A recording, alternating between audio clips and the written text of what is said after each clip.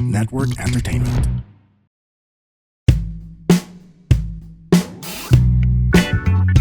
Hello everyone! Welcome back to another episode of Kaya Pa Ba with Baus Rufo, Genevieve Gozum. Alam ko ang dami ko ng pangalan now, pero this is not about me. Unfortunately, it's not about me. It is about my guest. Basically, yung guest ko now is parang content variant kasi pareho kaming malakas humugot sa corporate life. So please welcome to the podcast, Berto Perioso. Hello! Yes, hello, Baus. Hello. Thank you for having me. Kamusta ka naman? Ito naman, okay naman.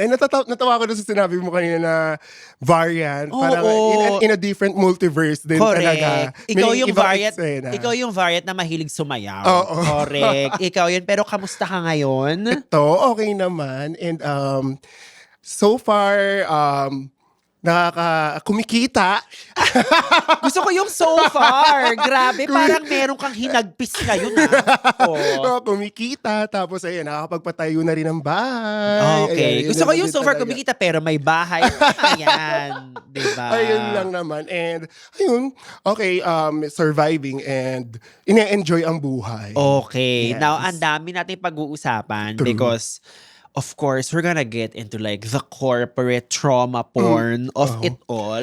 But also recently, I think ang hindi naman recently, pero I guess I wanna start things off with 2 years ka ng freelancer or should I say full-time content creator. Yes. I think a lot of people knew you or maybe still know up until now na you are someone who does corporate content pero meron ka pa ring 9 to 5. But the last 2 years, freelancer, full-time ka na. Kamusta yun? Ito naman, as a full-time mom, Okay. ito naman, ngayon parang gumigising ako ng maginhawa. Ayan. Wow! Gumigising ako na nakangiti, yung mga ganong moment, na parang wala akong hinahabol na deadlines. Walang boss na gumagano. Oo, walang na boss na, walang boss na tatalak agad. Grabe umaga yung pa lang. tatalak agad, umaga pa lang. Ay, minsan nga gabi pa lang.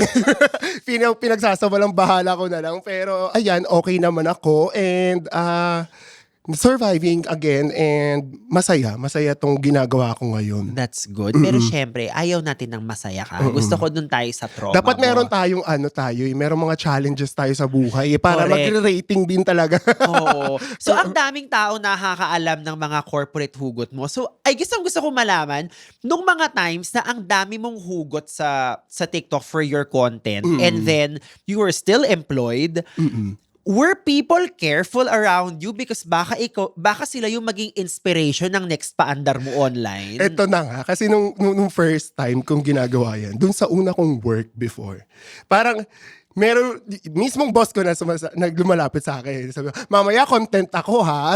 Gumagano siya sa akin. Sabi ko naman, ma'am, hindi po. Huwag kayong mag-alala. At saka kasi, dun sa mga content ko naman, it's either my personal experience or kwento siya sa akin na ginagawa ko ng content. Gets. Pero kung tatanungin ako na nagiging careful ba yung mga tao, hindi. Ganun pa rin. Ganun Oo. pa rin. Pero nai-inspire ako eh. Nai-inspire din naman ako sa kanila. Minsan may mga moment din talaga na para pag nakita mo, pwedeng contento, pero gagawin mong light. Correct. Gagawin mo ng ibang atake. Pero not to the point na parang i-demonize natin sila. Correct. Ganon. I think yun naman yung role natin as comedians and content creators. Parang we get inspired by the world around us. Pero syempre, lalagyan pa rin natin yan ng mga konting palamuti and all that. Oo. At saka alam mo, ang pinaka parang nakarelate sila doon is yung mga Christmas party atake. Yung mga ganap ng Christmas party kasi 'di ba mayroong mga iba't ibang klase ka talagang makikitang employee kung paano sila mag-perform sa Christmas party. Meron dyan talaga yung bigay na bigay. Correct. Yung talaga yung akala mo milyon yung pinaglalabanan. Oh, akala Na mo kung hindi pa regular pero 10 years na nandun pero give na give Oo, pa din. di ba yung kung makahampas ng balakang, akala mo yung kumpanya yung nakasalalay. Kung Okay. makahampas ng balakang. So, ganun yung mga moment. Tapos meron pa doon yung parang wala lang, deadma lang, Correct. maitawid na lang. Pero ang feeling ko ang pinakakawawa talaga dyan sa mga Christmas party ganaps, yung mga newbie. Yung mga na nagiging newbie. alay. Can I just say, ang dami mo nang ginawang content about newbie, fresh hire, and whatever. So, nung nandun ka sa mga companies that you were employed with before, did the newbies or new hires kind of look to you for guidance and maybe some safe space because you kind of understand yung kanilang mga kalbaryo. Minsan meron ganun din talaga moment. Nung may isang beses na, syempre, kailangan niya mag-shadow, ganyan. Minsan nahihirapan siya i-handle yung boss namin. For me naman, okay naman kasi yung boss ko din talaga. Magaling siya humawak. Hindi yan yung sabi mo sa akin kanina. Teka lang, mamaya tayo doon. Mamaya tayo babardagol dyan. Okay. Pero ito kasi meron akong na-encounter na boss na parang sobrang motherly niya. Okay. Na parang kapag nagkakamali ka, syempre iba yung bembang na to. Mabibenga.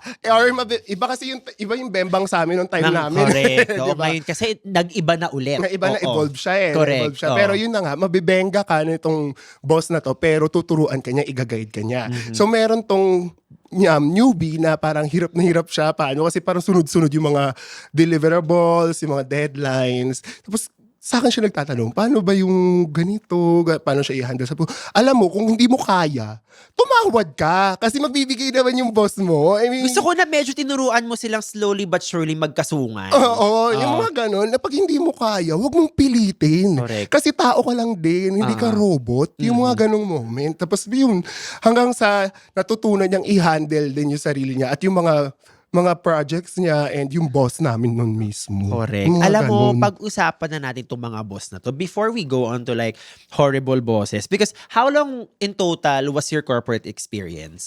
6 plus 2, 8, 9. 9 years. Ako, 9 years I did din. about 10 years in corporate. Of course, by then, medyo meron ka ng idea ng tipong, ganitong tao yung makaka-vibe ko. Ganitong tao yung alam kong I can collaborate with properly. In terms of the right manager, ano yung ka-compliment mo lagi na manager? Anong energy? Anong i-describe mo sila? Nanay! Oh my God, pareho tayo. Pag either nanay or merong like maternal instincts. Oo, Gets? yung So, mga maternal diba? instincts or nanay. Oo. Kasi parang, parang malapit yung loob nila sa Bakla. bakla. Sabihin na Aminin natin. natin. Diba? Oo, sa bakla Sa bakla. na kapag humirit, natatawa Correct. sila. Correct. At Oh my nakaka-relate God, sila. ganun na ganun din talaga. Ganon, na parang hindi ko naman in-expect. Hindi naman tayo sa nagiging sip-sip kasi meron din talaga mga ganon. Correct. Diba? Hindi ka naman sa nagiging sip-sip pero talagang lumalapit lang din yung loob nila. Doon sa mga baklang magaling humirit na matatawa sila na kahit papano, Correct. nawawala yung stress nila dahil sa atin. So mga sa mga ganong boss ako, Correct. napapalapit. Yeah. Baka kaya hindi ako nakaano sa last. Kasi hindi na. Pero alam mo, na-realize ko, I think because pareho Oh my tayong God. palaban na Aries na bading, Oo. I think there is something about maybe most mothers or some mothers na dahil ang dami pa nilang iniisip in terms of like yung mga anak nila, yung mga gawain sa bahay, they choose their battles and they parang hindi nila tinatry makipagsabong sa ating mga bagets. Kasi Totoo. parang, hindi naman sa wala sila kailangan patunayan, Oo. pero parang alam nila na parang baka hindi best use of their time yung bardahin tayo. Oo. Tsaka Diba? nakakagulat din kasi parang yung mga nagiging boss ko nun, biglang nabubuntis.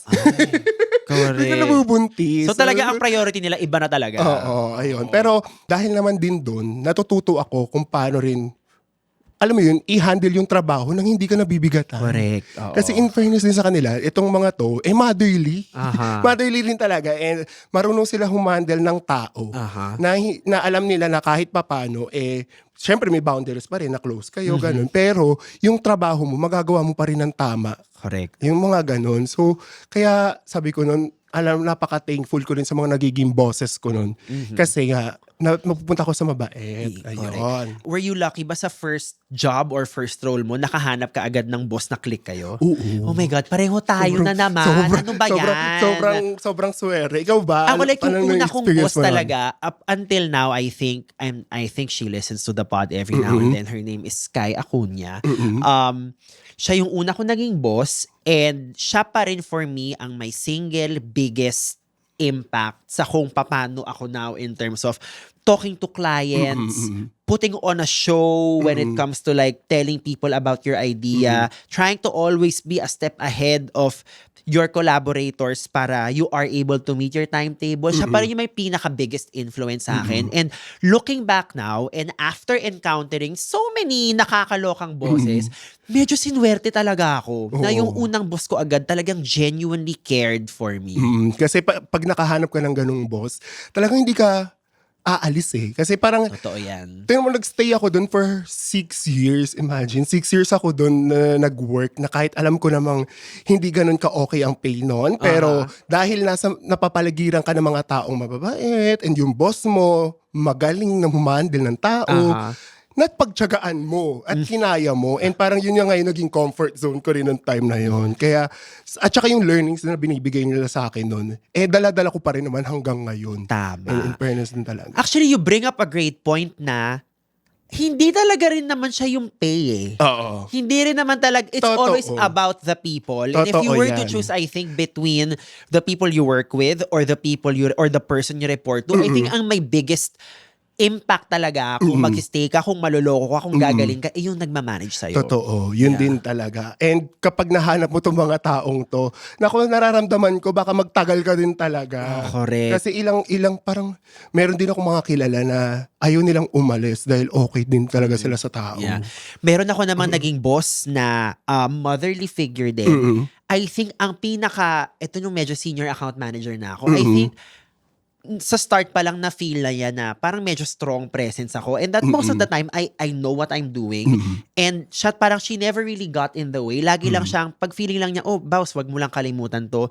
Parang yung tamang input and feedback Totoo. lang. Kumbaga hindi niya pinipigilan na ako si Phoenix at hindi ako si Jean Grey. Oo, Mga ganon diba? yan, diba? Pero, na-experience mo na ba yung parang, yung diba, yung boss na yun na gusto mo, tapos parang napagalitan ka, tapos iba yung feeling. Iba yung feeling kasi parang ito yung tao na most of the time, wala kang maling gagawin. Pero there will always be a time na parang meron kang ginawa. Talagang feeling mo, oh my God, kailangan kong mag-confess sa simbahan. Oo, kasi parang I failed her. Pag yun yung mga ganong moment. Pero alam niyo, pag etong mga boss na to, kapag nagagalit naman sila, may balik din. Correct. Oo. Correct. May balik din. So, ayun, which is hindi ko siya na-experience sa isa. Yes naman. So, pumunta naman tayo sa horrible bosses. I'm gonna try, and you also try to do the same thing. Kaya mo bang bilangin na kailang boss ka na medyo parang that was not the one or a manager you reported to? Ako, I had 3 na directly reporting ako. Ikaw nakailan ka na tipong? Sabihin natin one. One big one. The big one. The big one. Oo, that's why I'm here. Charet. Ayun, nakaisa ako na hindi ko maintindihan kung bakit ako na ba talaga may problema or ganun lang ba talaga siya mag-handle ng tao. Pero naiintindihan ko. Nagigets ko pa rin naman. Pero dahil doon, parang yun yung naging turning point ko rin para exit muna ako sa corporate life. Wow, talagang she almost well, di ko na sabihin yung pronouns. Oo. Hindi ko naman alam. So they almost made you quit talaga or like not like give up na on corporate. Ano for you, saan ang naging fundamental difference nyo in terms of just style? I think yes, personalities will be there but also in terms of work styles din talaga Siguro perfectionist din talaga siya. Correct. Alam mo yung siguro hindi kami doon nag-jive kasi makakapag-commit tayo ng mga mistakes. Aminin natin mga errors. Pero sa kanya kasi parang gusto niya talaga. Lahat ng ginagawa ko perfect. Lahat ng magagawa mo or ipapakita mo maganda at walang mali talaga. So, ayun yung naging experience ko noon na parang sabi ko, hindi naman ako perfect at pinag-aaralan ko pa rin siyang maging boss kumbaga. Kasi yung naging boss ko noon, umalis. Tapos napalitan. So, nung napalitan siya, parang patay. ano naman, nung una okay. Tapos parang ako sabi ko noon, nagtanong pa ako doon sa dati kong boss, mali ba ako na kinukumpara ko siya, na gano'n, na ganito ka mag-handle siya, hindi. Yung mga gano'n. Pero tinanggap ko pa rin siya as a boss. Like parang, sige, baka ganito nga talaga siya magtrabaho. Sige, Yeah. gagawin ko na lang. Kung ano yung gusto niya, gagawin ko. Ganun.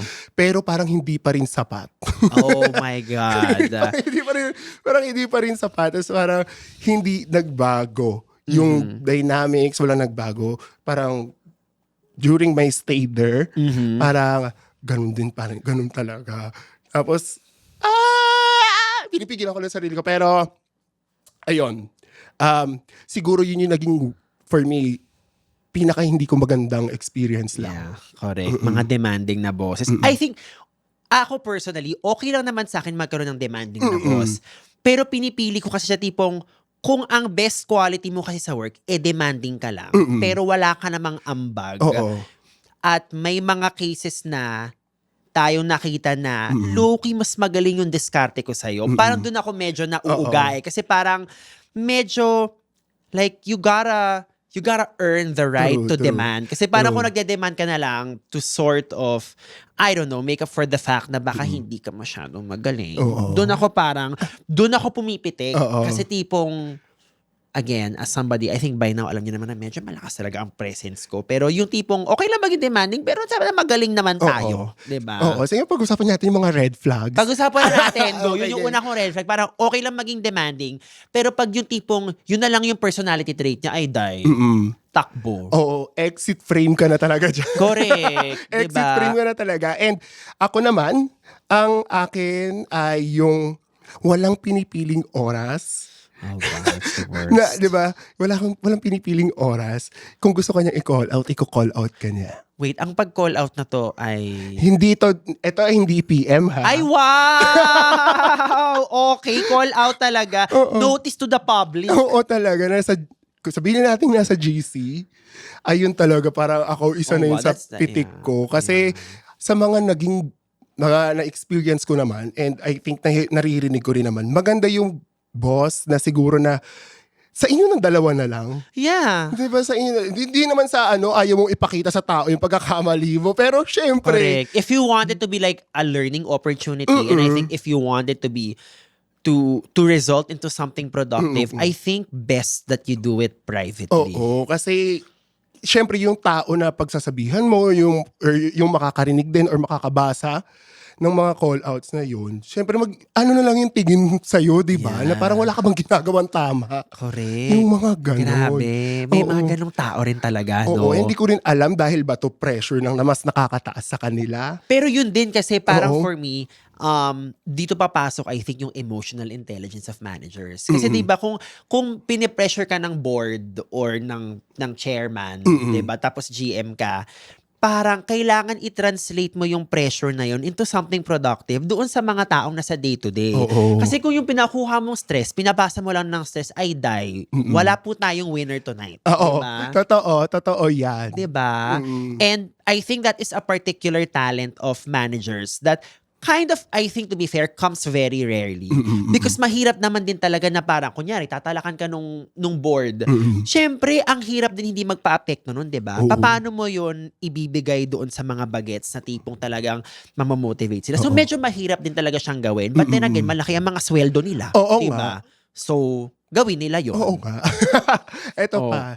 Meron pa yung mga boss na hindi constructive criticism kung comment. Yeah. My God. My Na God. parang lahat pagkakamali. Yung nagawa mo sa And tayo sa mga company. Aries, ayaw natin. True. Mga big babies tayo, mga Aries. Like, tough tayo. Pero pag feedback, kailangan, ganyan. Kasi para at least, alam mo rin kung saan ka matututo dapat. Correct. Alam mo ano yung dapat mong pagkatutunan, kumbaga. 'Di ba? Hindi naman lahat dapat ibuga mo ng puro pagkakamali. O next step, anong gagawin ko? Correct. 'Di ba? Kaya namin to na mag-explore. Sige, sabihin na natin, kaya naman namin. Pero syempre, dapat manggagaling din sa'yo kasi yun yung taste mo. Aha. Di ba? Yung mga ganun lang. Pero yung binention mo kanina na parang eventually, yung nilipatan mong kumpanya, parang wait, medyo nakakauga yung pangyayari, no? Medyo nakakaano rin yun na parang feeling ko there is a certain level of heartbreak and maybe also loss. Kasi I think pagpapasok ka sa bagong kumpanya, best foot forward ka, diba? Oo. Diba like, oh, I'm gonna look for a new learning opportunity. I'm gonna do great. I think you always have the purest intentions True. when you're about to enter. Pero pag slowly but surely, namumulat ka sa katotohanan, hindi siya magandang feeling. Oo, sobrang hindi magandang feeling yun. Parang for me nun, siguro sabihin ko na, medyo nagsisi ako na umalis ako dun sa Yun yung pinanggalingan ko. Yeah, Oo. Na ang kaparehan nila noon, parang hindi kami nagkakaano ng boss, nagja-jive. Siguro dahil hindi niya ako nagigets, hindi niya nagigets yung humor, ganon. Pero nung nandun na ako, sabi ko, shucks, shit. Sabi ko, but there's no turning back. Correct, Parang kailangan mo lumaba. Nagpa-amber na ako sa despedida ko, hindi ko na mababalik yun. Oo, hindi ko na mababalik yun. Pero basta ang technique lang naman din to, pag aalis ka, syempre wag yung burn bridges talaga. 'Di ba? So kailangan okay pa rin yung pag-exit frame mo. So yun naman, nung lumipat ako doon, sabi ko, ay okay, masaya to, ganun. Hanggang sa nakikita ko na, ba't parang ganito? Bakit parang mali? Ba't parang may mali? Yeah. Parang hindi na maganda yung tulog ko. Sa una, hindi mo papansin. Ay, hindi. Baka outlier lang yan. Diba? Oh my God. Kunwari, nasa labas ako kumakain. Andun ako sa phone ko. Hawak ko pa rin. Nag-aalala ako. Kasi parang, alam mo, may anxiety ka nararamdaman na hindi ko naman nararamdaman to before. Na parang sabi ko, bakit ganito? Parang kailangan may gawin ako. Pero wala naman. Yeah. Alam mo yun, tas ganun yung mga na-feel ko nun. Yeah. Hanggang sa na-realize ko, okay, isa pang labas mo yan. Ilabas natin yan. Hanggang sa isa pang pagpitek. So, anong nangyari? Ito na nga. Share ko na lang din. Kwentuhan na lang naman din po. At wala na akong hinanakit sa inyo. wala na to. Itong itsura to wala yan. Peaceful na yan siya. Ano na lang to. Dahil kwentuhan na lang naman din. So, meron parang event nun eh. Event siya. Tapos parang ako, ang gagawin ko noon, gagawa ng content, all about social media. Yun yung gagawin ko noon. Content, magla-live, may ganyan. Nagsabay-sabay dahil nga underman din kami noon. Ilan lang din kami noon. Ilan kami tumatayo noon para maitaguyod. Tumitindig at lumalaban para dun sa social media na yan. So yung content, habol-habol ako, ikot-ikot ako doon sa area na yun, sa lugar na yun.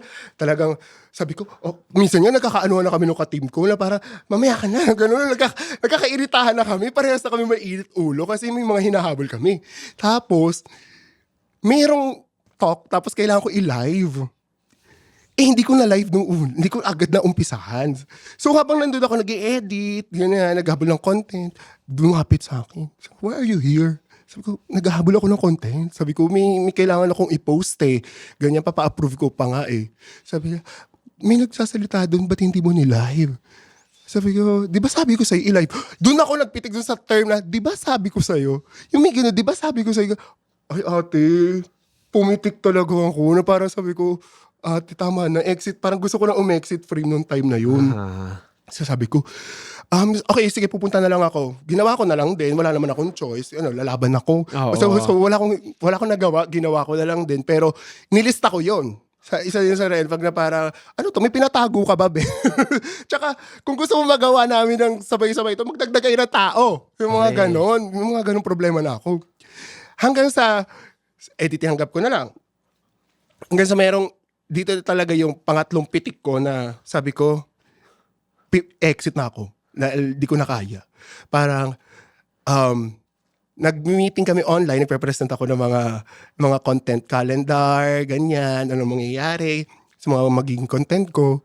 Tapos bigla niya akong one-on-one na evaluation. Sakto kasi, 6 months evaluation ko rin noon. So, parang, in-evaluate ako nang wala akong kaalam-alam. Na-corner ako, kumbaga.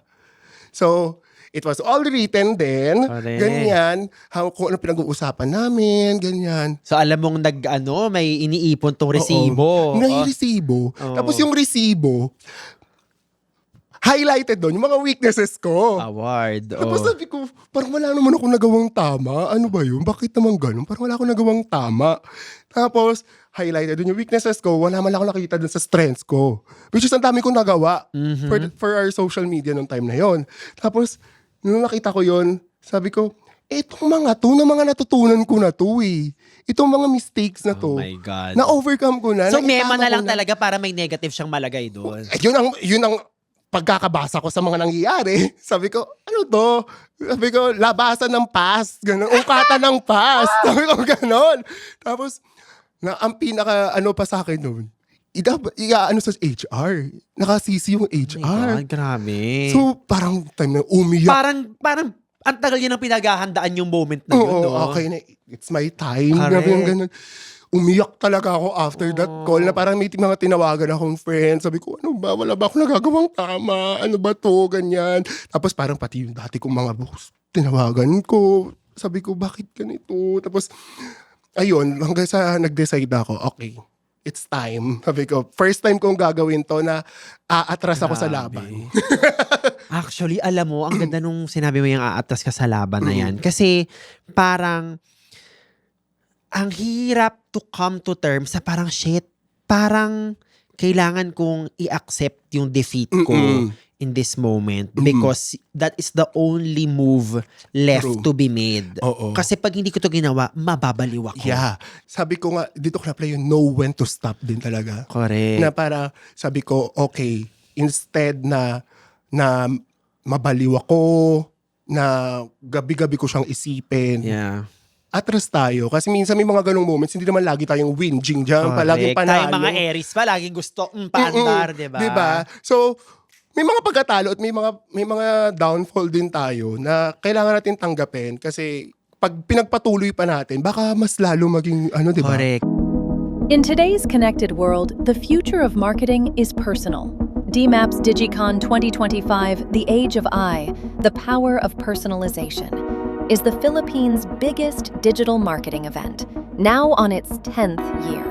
Happening October 16th to 17th at the Marriott Hotel Manila, discover how AI, data, and emerging technologies are transforming the way brands connect, engage, and grow. Explore 5 powerful tracks. Impact for brand building with tech and creativity. Innovation for AI and emerging technologies. Immersive for digital commerce and retail. Intelligence for data and analytics. Interactive for business transformation for the digital world. Tickets are selling out fast. Register today at digicon.com.ph. DMAP's Digicon 2025, The Age of I. Personalization at scale. Powered by tech. For more information and tickets, visit digicon.com.ph. Yung ganyang kong moment was, ganun din nung 2020, kaunti rin yung tao, parang hindi, ang trabaho ko na lang that time, bumbera na lang ako. Tagapatay ako ng apoy sa mga projects. So, parang ako yung mukhang hinaharap sa kliyente, na parang ako yung lagi pinapagalitan, tinatalakan. Na nakakatawa kasi, yung mga kliyente na hinaharap ko, naging kliyente ko na before, alam nilang hindi ako ganun. Tapos ngayon, biglang ang kalat-kalat ng trabaho. Okay.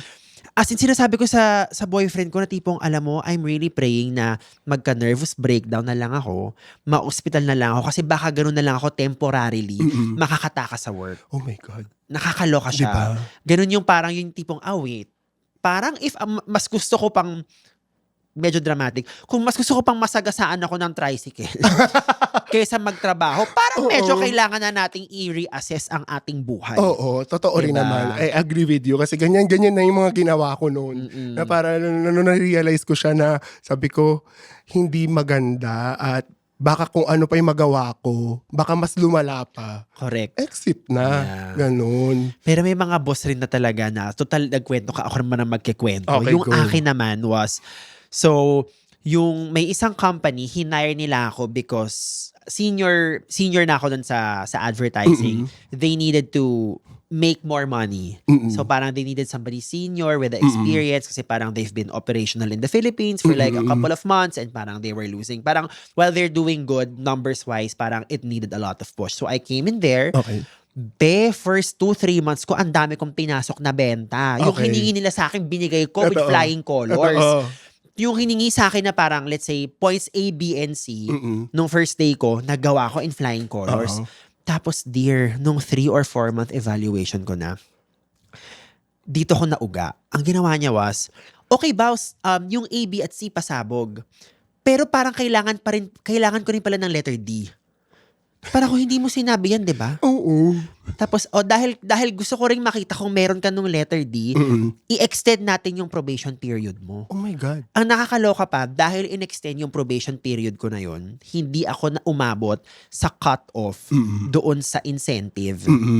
Kasi hindi pa ako regular employee, na nakakatawa na parang, kaya lang naman kayo may pa-incentive kasi may pinasok ako na pera the last 3 months, diba? Oo. So, talaga na parang pucha, medyo coops to Oo. Medyo coops to. And nakakauga yung ganong feeling na parang, wait, may iba akong pangarap sa utak ko kaya ako lumipat dito kasi, diba, meron tayong pasabog, paandar, strong, independent career woman. Tapos biglang, tas ganito?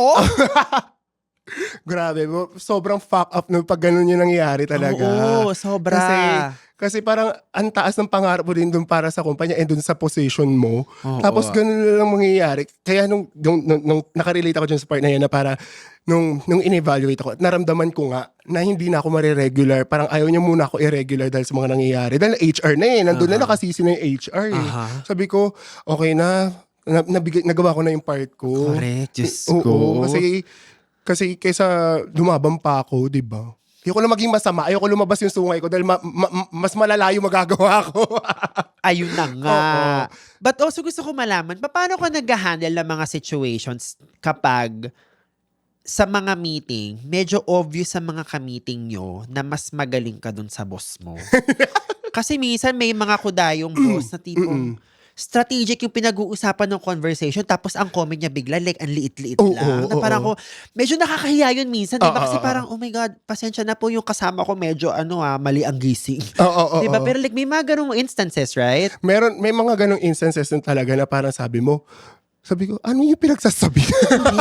May ganun. Umabot ka sa level na yan na ganyan lang ang kuda mo tuwing meeting? Oo, Diba? diba yung mga ganun. Tapos may man na lang din minsan. Pero, to handle it, so parang, kung may numbers naman kayong involved, di ba? Batuhan mo lang ng numbers, sabihan mo lang na ito yung mag-work eh. Kasi minsan, meron ako noon na para, nagpe-present ako ng content plan noon. Sabi ko, this will work. Ito yung mga content or ideas na tingin ko mag-work kasi nagawa ko na siya on my personal account. And para magkaroon tayo ng visibility online. Pasabog may data, primary data pa. Oo, di ba? Na parang sabi ko na parang para mag-work siya dun sa platform, ganito yung gawin natin. Tapos, syempre, mas gusto niya yung ganito yung nangyayari. Yun yung may comment siya na parang hindi okay, dapat ito, dapat ganyan. Kasi yun yung paniniwala niya. Na sabi ko, pero ito kasi yung numbers. Ganito lang yan. I-present mo lang yung numbers, pakitaan mo ng numbers, pakitaan mo ng data. Makikinig naman. So far, yun yung mga ginagawa namin. Kasi parang kapag hindi naniniwala sa yung boss mo, lapagan mo lang ng numbers at data. Kasi ikaw din naman, hindi dapat laging, ito gusto ko eh. Ito yung Pero ang problema kasi, pag may data ka, medyo mahirap kalamanin yun eh. Oo. Diba? Tapos may mga boss lang din na parang, dear, yung conversation namin ng kliyente, nandun na kami sa bleeding edge of marketing practices. Tapos ikaw ang comment mo yung photo booth. Ang layo na nung pinag-uusapan namin yung kliyente, worth millions sa yung pinag-uusapan namin, medium-term planning. Tapos ang huli niyang entry ay yung photo booth po, anong oras ipapa. Dear, sana winots up mo na lang yan. Sayang yung momentum natin. Diba? Oo. Nakakaloka yung mga ganun. Oo. Parang may narinig akong kwento. Oo, pero ito experience din naman nila. At gusto ko ba talaga ng ibang tao yan? Gusto ko gawa ng content din sana, pero baka makarating, charot. Pero parang may gusto siyang ipagawa dito sa mga taong ito. Okay. Na ito kasi yung afford ng brand. Okay. Diba, ganon. May gusto siya pagawa, pero itong group na to, kumbaga, itong mga taong ito, meron ng material, kumbaga Tapos gagawa mo pa ng ibang material. Correct. Tapos parang yung mga tao, sabi nila, shucks, parang hindi naman kaya. Bakit ganun? Meron na to Kumbaga, ito na, may group na kaya na nila to. Pero bakit hahanapan mo pa ng ganito na ito gawin nyo? Kasi yun yung gusto mo. Hindi, dahil gusto niya. Ito yung mapagawa niya. Correct. Sabi ko, mali. Maling-mali. So yun, pero nilapagan na lang nila hanggang sa nawala yung idea na gusto niya. Diyos Ayun. ko, nakakaloka. Pero yeah, may mga boss na ganyan. Ako, meron naman ako isang boss na hinuhuli niya akong may hinuhuli siya sa akin na moment para ma-report niya ako sa HR. So, meron kami isang project na sumabit. So, pina-principal's office ako, saka siya. Okay. Na parang, parang explain lang, post-mortem, ganyan. So, medyo nasabon. Pero to be fair, the client was actually very, very gracious and like, very, very positive pa rin in terms of, okay, focus tayo sa next steps. Pero ang nangyari was, after kami mapagalitan ng kliyente, yung boss ko na yon, yung meeting namin mo sa 6750 sa May Glorieta, tapos yung opisina namin sa May Pasong Tamo, pinagalitan niya ako from paglabas. Sa paglabas namin doon sa meeting sa kliyente, habang nag-aabang ng taxi, habang nasa taxi, pinapagalitan niya ako. Tapos pagdating namin sa office, may pinapagalitan pa rin niya ako na parang, bakit ganito, ganyan. So parang like, blame game malali. Oh my God. Ang nakakatawa pang huli niyang ginawa kasi hindi ako nag-react eh. Kasi parang syempre ako rin, bakit ako sasagot sa'yo? Clearly, ang dami pang gusto sabihin. True. Tapos nung pagkatapos niyang kumuda, alam mo, sabi niya sa akin, Boss, bakit wala kang reaction? Kanina pa kita pinapagalitan. Kanina pa kita pinagsasabihan. Mag-react ka, magalit ka, maghagis ka ng gamit. Sabi ko, ay sabi na hinuhuli mo kung leche ka. Parang gusto mong kumilos ako, di ba? Naloka ako sa kanya nung sinabi niya, oh girl, I am not gonna give you that. Hindi ko isa-satisfy Naalala ko yan. talaga yun. Na parang, My God. kaya talagang pinupush niya yung buttons ko because she wants a specific reaction from me para siguro, I don't know. Ma-report ka. Ma-report ako, meron siyang makwento. Oo. Award siya nun, dear. Ay, Award naku. talaga siya. Alam nyo kayong mga boss. Charis. Kung may ganyan kayong attitude, isarili nyo na lang, be. Pero isipin mo, pinagalitan niya ako for like a good 30-40 minutes. Tapos, wala na parang oo na ako ng oo. Tapos like, maikling sagot. Pero tapos, naging okay naman kayo. Hindi na. Hindi na. Hindi na. Dahil special ang episode na to, nandito siya ngayon. Charis! Sama ka na, dear. Charing. Charot. Ayun. Pero sana naman, May mga masasama rin talaga ang ugali, I think. Oo. Minsan may mga ages din talaga eh. Yung sa edad din siguro. I mean, that's a very ageist argument. I don't wanna subscribe to that. So parang feeling ko lang, may mga masasama lang talagang tao, period. Ah, okay. Oo. Masama talaga rin yung ugali. Correct. Kumbaga timpla na nila. No? Correct. But with that being said, because nga you are known to make fun or like parodies of corporate life, I'm sure you also found yourself in a position na parang, shit, hindi rin ako pala pwedeng maging difficult at work. Or hindi ako pwedeng mag-atichona. Oo. Kasi baka sabihin nila, kuda-kuda ka na, this is the right way to be an employee. Tapos Hindi ikaw naman- may sungay ka, di ba? Oo. Alam mo na experience ko rin yan. Kasi nga, parang ako, ngayon, nung naging content creator ako, tapos nakikita nila ng content ko. At yung mga nakakanood pa noon, mga taga-HR, gano'n. So, minsan, kunwari, may mag-reach out sa akin about a project, ganyan, tapos HR yung involved, ganyan. Papanood daw nila yung content ko. Tapos ako naman, syempre, mabait ako talaga. So, ako naman, walk the talk talaga ako. Kailangan eh. Oo, kailangan din. Pero hindi dahil nagmamalinis ako. Pero kasi gano'n naman din talaga ako. Correct. Oo. Gano'n ako. Parang, syempre, tao pa rin yan eh. I mean, parang, yung mga makakasalamuha mo, yung mga gano'n, may mga kanya-kanyang atake pa rin, may kanya-kanyang ugali pa rin. So, makikipag-deal ka lang din talaga. And hindi yung pwede yung, parang, dahil ganito ako, kailangan, ganyan yung gagawin kong kilos, gano'n. Mabait pa rin naman ako. That's good. That's good. And I'm sure talagang malaki yung impact niyan with the people, you know, who follow you or who have been with you for years. What are some of the most parang moving feedback you've received from people? Kasi ako nagkaroon ako ng resignation letter series era 2 years ago. Mga tao talaga like, salamat, binigyan mo ko ng courage to resign. Sabi ko, baka habulin po ako ng ng employment government office, diba? Parang naisip ko na lang din nun, parang, nakamarkado na ba ako sa mga company? Diba? Sa mga kasi baka mamaya, baka isipin nila, gagawin ko ng content kapag nag-apply ako sa kanila, yung mga ganun. Pero, yung mga feedbacks na na-receive ko naman nun before, thankful daw sila kasi parang nahanap nila yung liwanag, kumbaga. Nakita nila yung liwanag. Na malakas sa boses. Oo. Kumbaga, nakita na nila yung sign, kumbaga. Kasi, minsan, ang tao kailangan madikdik talaga sila ng katotohanan bago mo makita ng totoo eh, di ba? Kumbaga sa love life, di ba? Ay. Kailangan makita mo muna yung red flags din talaga. Correct. bago ka umexit at ma-realize mo na, ay, kailangan ko nang umalis. Pero yun, yung mga nagti-thank you sa akin, yung mga feedbacks na ganyan. Tapos parang, kunwari, LU, inuman, kunwari, party, di ba? May mga party, ganyan. Sabi niya sa akin, alam mo ba, nag-resign ako dahil sa'yo. Ano? Parang akin, thank you. Thank you? Okay. Oo, na gano'n. Sabi ko, pero okay naman na inilipatan mo. Oo, okay. Na mas maganda pa yung pay. Ay. Yung mga gano'n, minsan ikaw yung sign. Naks, Yung- catalyst kumbaga. Oo, catalyst din Catalyst, talaga. oo. And meron pa noon na parang, isa to sa mga parang tumago sa puso ko. Wow, tumago sa puso ko din talaga na sabi niya, nung lockdown era daw, di ba? Nung mga lockdown era, yung mga videos ko daw, yung mga nakakapagpalighten ng mood niya. Kahit na mag-isa lang siya, ganun. Kahit paano, nawawala yung depression niya, yung mga ganyan. Sabi ko, thank you so much, pero hindi po ako mabait. Hindi, naniniwala man ako talaga namang mabait ka. Talaga nga namang genuine yung office bestie mo na parang moniker.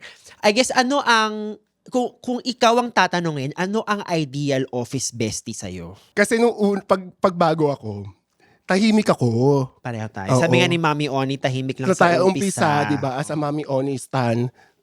Yan. Ganon. Parang, nandun ako sa gilid, tapos nag-o-observe lang ako, ganyan, nakikinig lang sa kanila. Para nung una daw, tinatry nila ako laging, alam mo yun, i-penetrate yung walls ko noon. Penetrate? I-penetrate! Ganon. Okay. I-penetrate yung walls ko noon. Tapos parang ako, sila lalapit lang, ganyan mag-offer, uy, tara, kain tayo. Sama naman ako, tapos tahimik lang din talaga ako. Oo. As a Hot Maria Clara. And then, tahimik lang ako, ganun. Tapos pag na-feel ko na, alam mo to, yung tipong walang laglagan to. Aha. Yung naramdaman mo na parang tutulungan ka niya. Correct.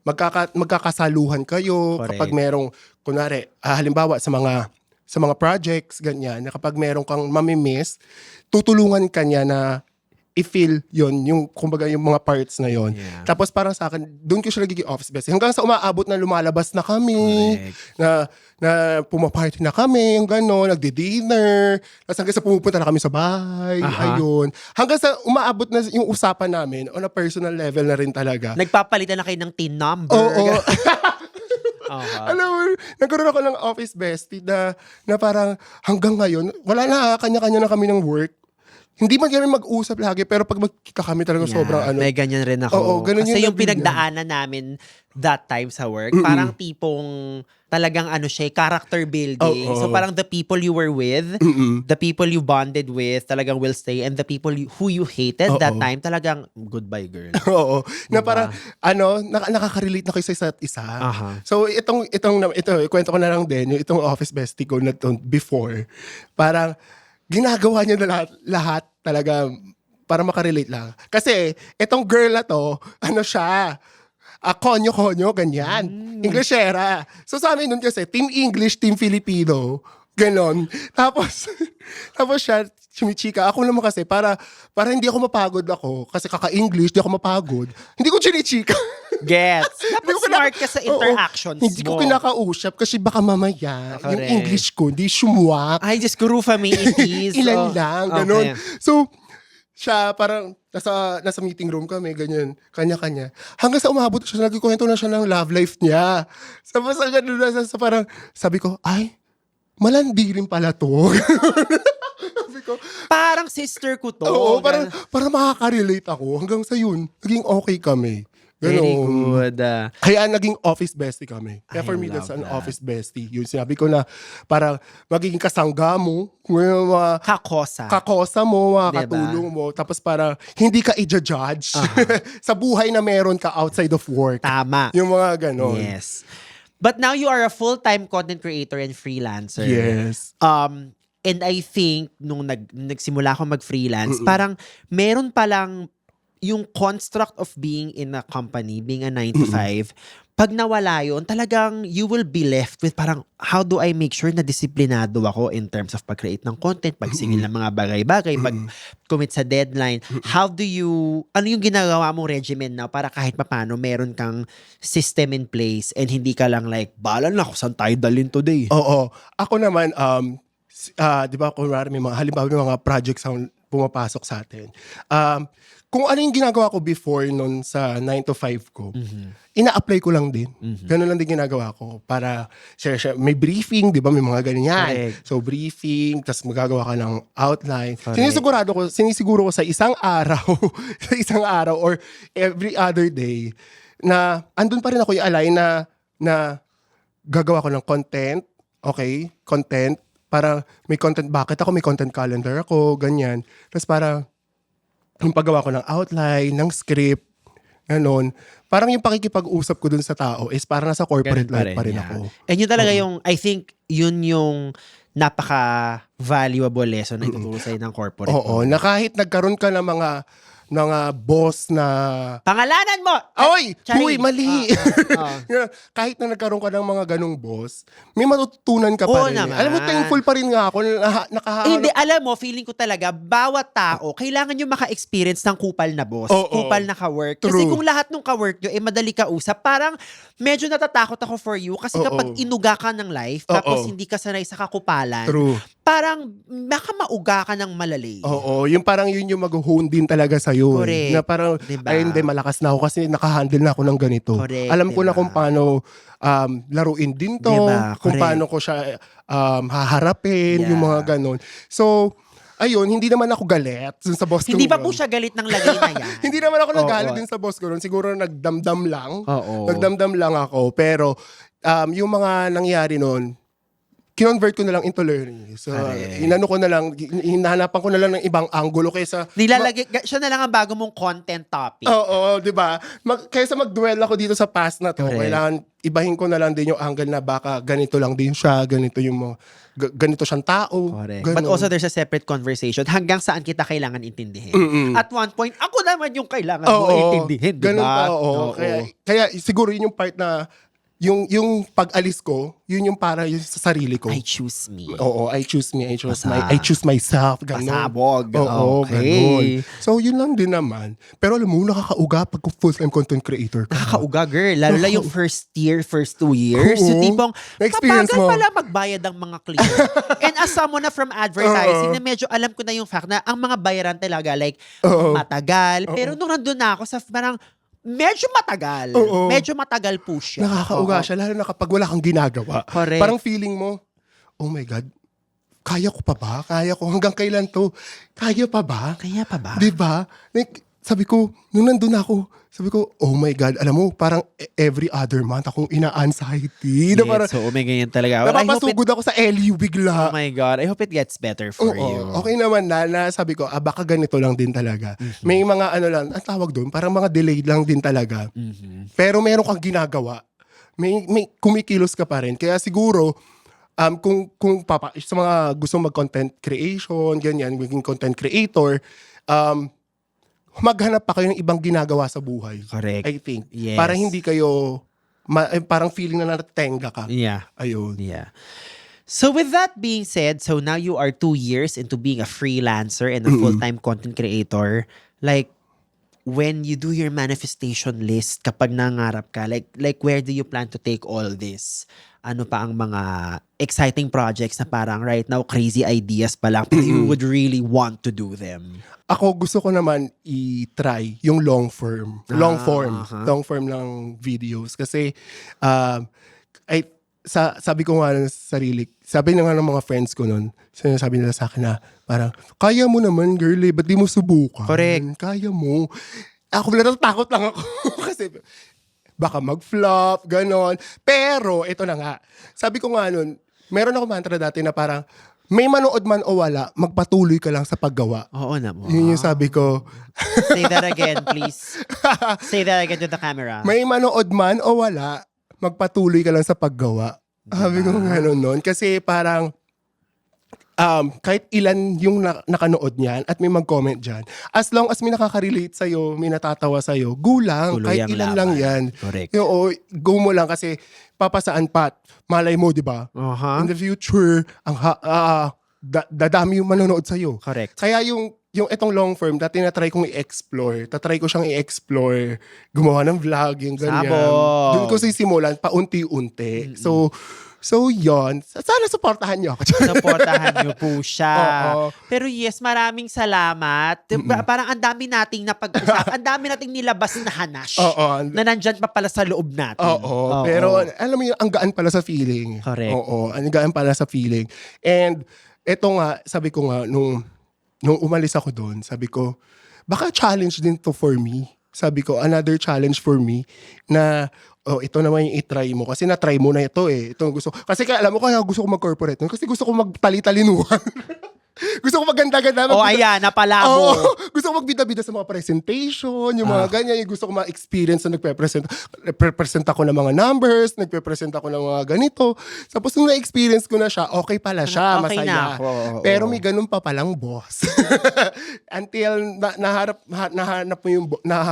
mo yung boss na yun. Pero another pagkatuto rin yun. Yes. Another learning din yun. So, I think ang nakuha ko here, tuloy-tuloy ang learning. Diba? Tuloy-tuloy ang learning. I think as long as you're learning, I think that is always a good sign that wherever path it is you are at right now, that is still worth Tsaka pursuing. talaga mo ka mapapagod sa paggawa. Correct. Ganon. Diba? Yes. Tsaka kung feeling mo parang nalolost ka, maghanap ka lang ng ibang activity. Correct. Oo. Diba? Mag-pickleball ka. Pickleball. Kung ano bang mga gusto ng mga tumakbo ka sa Mandaluyong, kung bakla ka, bala ka sa buhay mo. Diba? Another bagong bakla yun, di ba yung mga pickleball games? Correct, mga pickleball games. Pero maraming salamat for gracing the podcast. Thank Ang you, dami Bams. nating napag-usapan. So, please tell the children where they can find you. At kung meron kang bagong project, kung anong vlog yan, tell them where they can find you. Hello! And follow me on my social media accounts sa TikTok at Berto Berioso. Yes, at Instagram, Berto Berioso. Sa Facebook ko na medyo mahirap magpag-grow. Ayan, at Berto, ganyan. Tapos, yun lang. And sa vlog ko future sa YouTube siguro, i-release ko yan. And yon lang, Berto Berioso pa rin. Thank you so much and thank you pa rin sa mga naniniwala sa akin. Kahit feeling ko hindi naman ako katiwa-tiwala. Siya na mismo nagsabi, wag niyo daw po siyang pagkatiwalaan. Hindi, pero yon guys, huwag kayong mag-alala sa mga parokyano. Sa mga papatuloy ko pa rin yung paggawa ko ng mga content. Ayun naman. I love Yun din it. ako. Thank you so much for joining us today. And thank you so much, Bams, for having thank you. me. At finally, Correct sa wakas, Oo. Diyos ko. Kasi kung makikita kami, nasa LU, naglalakad. Oo, nagtatrabaho ako. Tapos siya, hello. Sabi ko, sorry, nasa meeting ako. Tapos Ayan. magkakasalubong kami. Naglalakad oo. lang. Yung mga ganun. Pero finally, ito nag-podcast na long form pa. Oo, Diba? na long form. Oo. But yes, thank you so much again for joining us today. Don't forget to rate and review us on Apple Podcast and Spotify. Make sure to also follow us on IG. That's at Beckenham and Pod. And in case you made it all the way to this part, yes, Dog Show Divas is already an official podcast. So, Hoy, congratulations! Thank you. Congratulations. Grabe, pinanood ko yung episode nyo nandito sa Kaya Pa Ba. Ay, nako. Malali. Tawa ko na tawa sa sakyan. Thank you. So, thank you so much. And we will see you in the next episode. Goodbye, everyone.